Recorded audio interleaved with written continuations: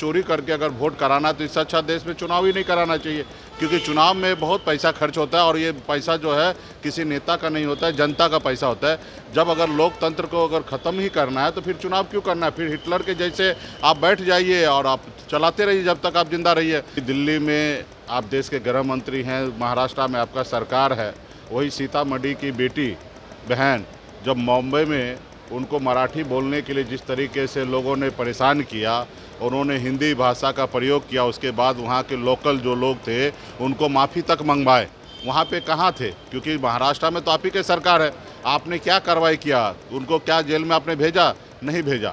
आप सिर्फ बिहार में वोट बैंक के लिए आ रहे हैं। नमस्कार, लाइव बिहार देख रहे हैं आप। आपके साथ मैं स्नेहा गुप्ता। वीआईपी सुप्रीमो मुकेश सहनी दिल्ली से वापस आ चुके हैं और आते के साथ सरकार पर बरस उठे हैं।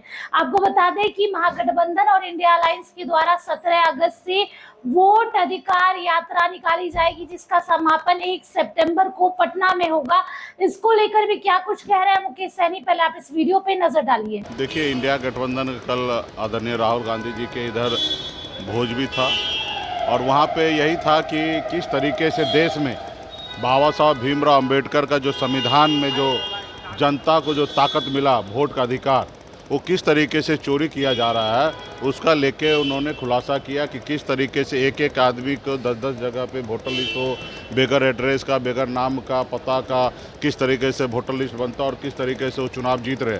तो इसके ऊपर हम लोगों को गांव में जागरूक करने की आवश्यकता है। हर बूथ पर समीक्षा करेंगे कि किस तरीके से भाजपा क्यों इस तरीके से काम कर रहे हैं। तो ये सब चीज़ की जानकारी था और इसके लेके हम लोग कितना आंदोलन कर सकते हैं, जनता को जागरूक कर सकते हैं, इसके ऊपर चर्चा हुआ गंभीरता से। और आने वाले समय में बिहार में भी वोट बचाओ अधिकार यात्रा पे हम लोग निकलेंगे 17 तारीख के बाद, और 1 तारीख को समापन पटना में होना है। तो यही है कि देखिए, देश में जो भारतीय जनता पार्टी, जो चुनाव आयोग, जो अपने आप में संवैधानिक संस्था है, जिनके कंधे पर है कि देश के जनता के बीच में जो जनता मालिक है, उसके बीच में सरकार अच्छा काम कर रहे हैं या नहीं कर रहे हैं, ऐसे सरकार का फैसला लेने का 5 साल का समय होता है। और 5 साल में उनको सरकार अच्छा काम किए तो उनको रखो, नहीं तो उसको हटाओ। और ऐसे जगह पे अगर चोरी करके अगर वोट कराना तो इससे अच्छा देश में चुनाव ही नहीं कराना चाहिए, क्योंकि चुनाव में बहुत पैसा खर्च होता है और ये पैसा जो है किसी नेता का नहीं होता है, जनता का पैसा होता है।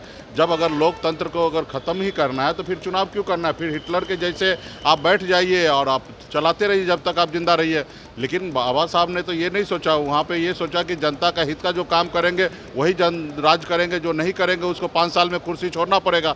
अगर इस तरीके से है तो कहीं ना कहीं जनता का जो अधिकार है उसका हनन किया जा रहा है। मंत्री अमित शाह आज बिहार आ रहे हैं, 22 तारीख को पीएम भी आ रहे हैं। देखिए, चुनाव का समय है, बिहार जो है वो मोक्ष का धरती है, लोग ऐसे आते जाते रहेंगे।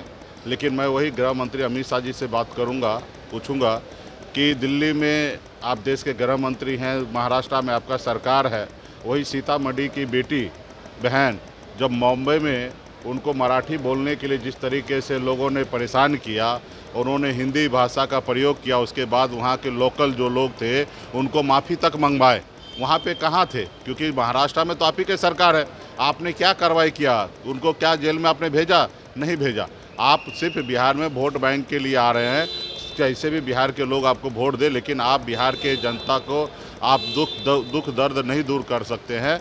ऐसे जगह पे आप आए हैं तो कृपया उसके बारे में भी आप बता के जाइए। मुकेश सहनी को लेकर चर्चाएं। तो सुना आपने क्या कुछ कहा। उन्होंने सीधे तौर पे कह रहे हैं कि अब हम जनता को जागरूक करेंगे।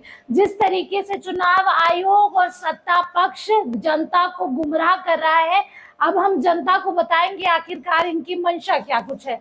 अब देखना होगा मुकेश सहनी के इस बयान के बाद बिहार की राजनीति कैसे गर्माती है। अब बने रहिए हमारे साथ, तब तक के लिए बहुत बहुत शुक्रिया।